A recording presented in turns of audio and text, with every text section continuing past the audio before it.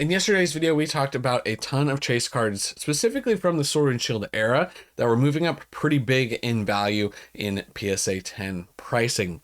Now, something we're going to be looking at today, and so they're all kind of connected, is booster box pricing, and the main one being Evolving Skies. How that's been taking a leg up recently, and how that's going to affect the other boxes of the era, and to a certain extent Scarlet and Violet as well. And let's just jump straight into kind of what I'm seeing, and I'll summarize kind of my thoughts here, and we'll talk about some other sets as well. But currently on TCG Player, we're seeing Evolving Skies hit $2,200 per booster box. You can see the current market price right here is around $2,000, but the most recent sales, 2,200 right here and 2,200 right here. There are a few in between here that are a little bit lower at 2,150 and 2,100, but currently, as of this recording, there's only a few listings that are at that 2,250 mark, and then we're actually approaching 2,500, and 2,500 will be a bit more of a wall, considering this seller has 57 boxes listed at 2,500. So that may slow things down once we hit that mark potentially. But the other thing we've talked about on the channel, while it's never a guarantee, but just something interesting, is the listed median price at 2,800. So you can see that obviously these boxes are going to continue to trend. We know they're going to continue to trend up. It's not a secret, but the last time we saw Evolving Skies take a pretty big jump up was kind of like late May to early June, when it kind of went up to 1,800 pretty quick, and that affected a lot of other boxes. That's when we saw Fusion Strike start to run, and we're going to talk about how that kind of like affects everything, and it all trickles down. So we may be at the beginning of another big price movement, starting with Evolving Skies. And it leads the way, and people kind of do that comparative thing. Once Evolving Skies starts moving, it's hard not to go, okay, well, for the sake of an argument, let's say that this just hits 2,500, and we go, okay, wait, Evolving Skies is 2,500. Shouldn't Fusion Strike be at least 1,000 now, right? And then by that, they go, okay, well, Fusion Strike just hit 1,000. Well, shouldn't Lost Origin be closer to 750, 800 then? And then you see the same thing, right? All the way down the road for all the different alternate art sets. And then once those all set their prices, then people go, okay, well, maybe what about Paldea Evolved? What about Scarlet and Violet? Comparatively, shouldn't those be a little bit more expensive, those older sets, right? And it's all this whole thing that just kind of, it seems like it happens, or at least in my mind, that's how it happens. The comparative game, and it only takes one set, like the big one too, that has a lot of attention grabbing names, big cards. So we're seeing, like I said, the PSA 10s moving really big. Now we're seeing the booster boxes start to move up from 2,000 to 2,250, now potentially 2,500, because these jumps can happen quickly. And you will note here, we're looking at Fusion Strike booster boxes now. Late May, early June is when that same thing happened. You can see that that's when Fusion Strike went to around 800, and it's cooled off since then. Just a little, right? Nothing too crazy, down to around 720. But we know that it's going to keep going up, just like Evolving Skies. You can see listed median price at 924. 925, and you can see once again like the amount of current listings. There's 139 Fusion Strike boxes listed on TCG Player, and 179 of Evolving Skies. So once these start to sell, they're just going to continue to move closer to that median price. And like I said, if Evolving Skies starts to jump up, people may go, oh shoot, I want more Fusion Strike before that jumps up. And you just take that continuing down the line. Same thing with Lost Origin. Now, with Lost Origin, you compare, they're kind of compared. It seems like Fusion Strike really took the second place slot. But, it's closer to a Fusion Strike. The Giratina and the Gengar are actually pretty similar in price. I think currently the Giratina is actually a little bit more expensive in a PSA 10 than the Gengar, just by a little bit. But overall set strength may be leaning towards Fusion Strike. But, currently Lost Origin around $500 per box. And you can see a similar thing, late May to early June, right here, is where same thing, it shot up. Everything Evolving shot up, Fusion Strike shot up, and then they go, okay, well, Lost Origin it's got to be more expensive because it went from 400 to 500, which was a pretty big jump at the time. Listed median price at 662. Another one that's just going to continue to trend up. So it's just that trickle down effect that really starts with your Evolving Skies. And to a certain extent, which we'll take a look at more towards the end of the video, is like something like Team Up.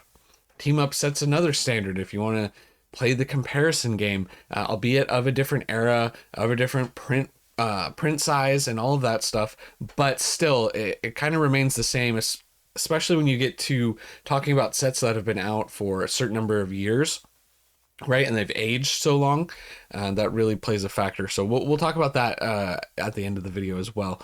But then, you have your lower sets like Silver Tempest, which, was one of the last ones to sell out on the Pokemon Center. It was available at MSRP. People didn't really want it that much, although the Lugia being a top tier chase card, you can see it peaked this one a little bit earlier than late May. It was more mid-May, around $360 per booster box. So this one may not move quite as much as, say your Evolving or your Fusion, but to a certain extent, if those boxes continue to shoot up, they'll drag Silver Tempest up with them as well. And same thing with something like Brilliant Stars. You can see Brilliant Stars right here. May, this one's early May as well, shot up to around $430. It's cooled off a little bit.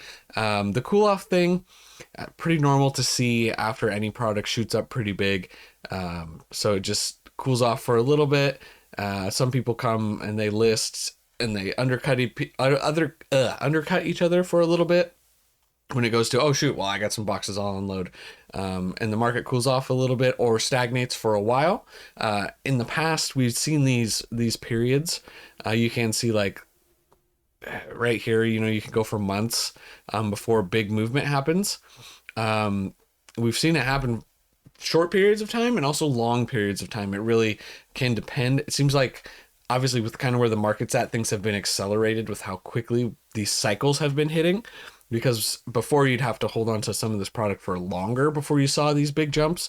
But, we pretty much went from like this big jump happened real quick in just like a few days, pretty much like a week. It just had a big shoot up in price. And we're looking at Brilliant Stars booster box right now. So low quantity available. Once again, 98 booster boxes, so supply and demand playing a factor as well with some of these older sets.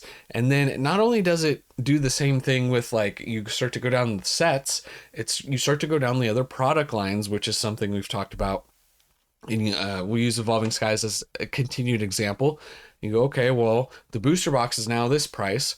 Where's the Elite Trainer box at? And then ETBs go up. They usually delay behind a little bit. But you can see this is just a regular ETB.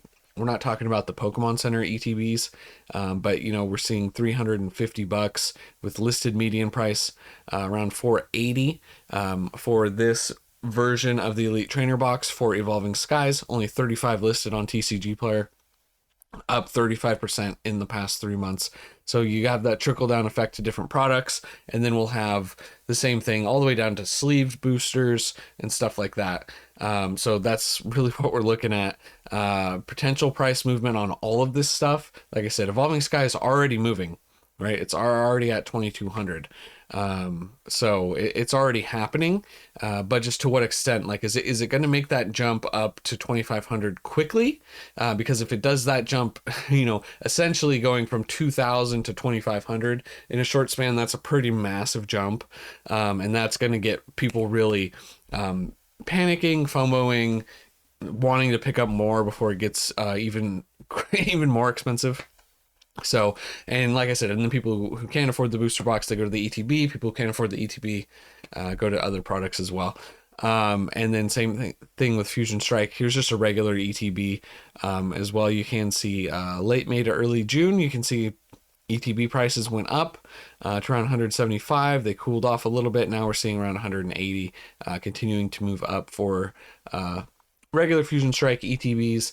And then, like I said, to a certain extent, then you have to play that game of your older Scarlet and Violet sets, considering we're Scarlet and Violet, the last set is over. Well, the last booster box set, Destined Rivals, released a while ago. I mean, obviously Black and White just came out, but we're already talking about Mega, the Mega set, and we're getting pre-orders for that, have been going out recently. So then you start talking about stuff, maybe be a little controversial depending on your take, but you got an older set from Scarlet and Violet, like Paldea Evolved, that's been shooting up pretty big.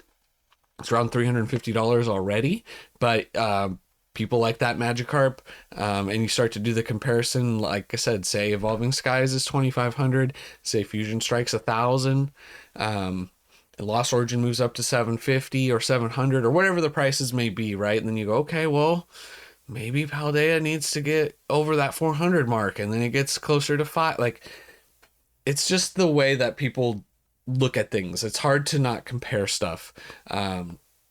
So that's just what's going to happen. And then after that, then Paldea moves up. Then you start to say, okay, well, if Paldea from Scarlet and Violet's here, where's SV base should move up, and like, it just goes and goes and goes, right? So just something to think about. We might be in another price movement when it comes to sealed product. And then one of the other big dogs that I said I wanted to talk about is Team Up. Look at these recent sales on Team Up. You can see this is where Team Up has just trended slowly upwards over time. We're looking at price charting here. But right now, the last solds for Team Up booster boxes have been in the $9,000 to $10,000 range. $10,000 right here, $9,200, $7,400. Before that, 6 and 7s, but it looks like it's been shooting up. There's not a ton of sales of this box that happens on eBay. You can see the sales dates here. Obviously, when a box gets this expensive, just in general, it sells less. But you can see, just like, look at this. From the beginning of this year alone, $2,700 to around 7,600. Like 7,600, but with the most recent sales being like 10 or closer to 10. So you can go back to Team Up if you want, and you can do that same comparison and say, well, if this Team Up box is $10,000, Evolving Skies should be this, right? So, or maybe Team Up is the one that everyone's looking at, and then it goes to Evolving Skies and so on and so forth. But either way, however you want to look at it, it's just kind of the thing that happens. And like I said, Team Up is definitely of a different time. Different amount of how much it was printed, different era, stuff like that.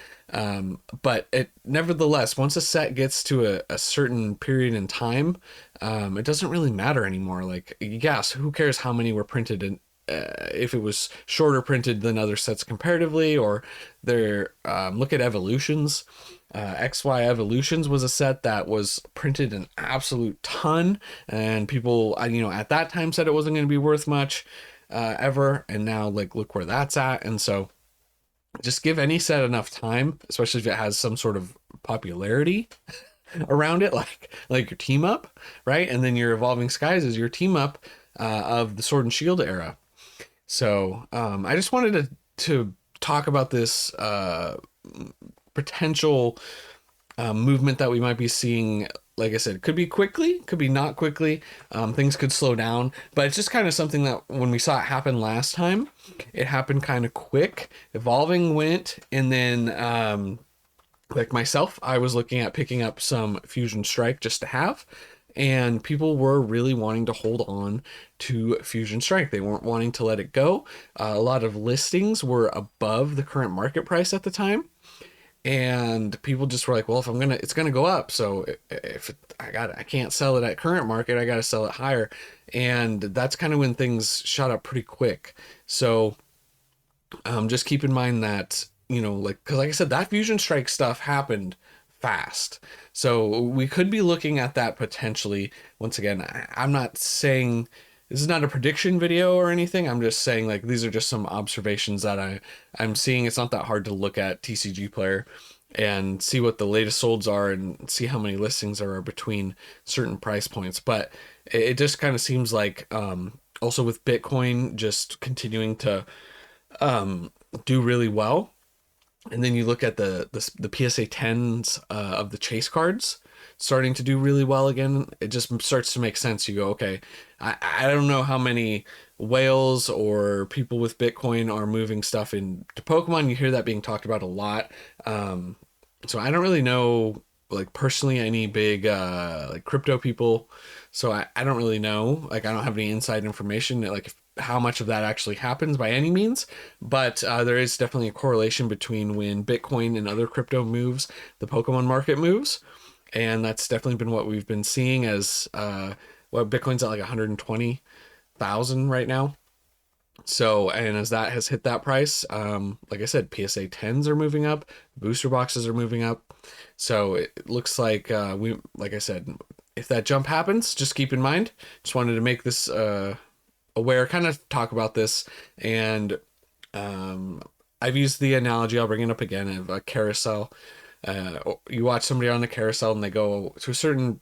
You can only watch them so far, and then they go out of sight, and then something else comes, and you got to watch a different horse or a different person or whatever, and you look at something else until that goes, and then the thing that you were looking at comes back into view, and you go, oh yeah, there's my thing I was trying to watch. Um, so yeah, that's the thing that happens. And you go, oh, evolving skies, and then you go, oh, okay, oh, fusion strike, oh, whatever the case may be. And so that's kind of the carousel analogy that I do like to use. But that's what we're looking at uh, as far as Sword and Shield era stuff, booster boxes moving up. So I find it interesting, and I think it's kind of cool just to talk about price movements and stuff like that.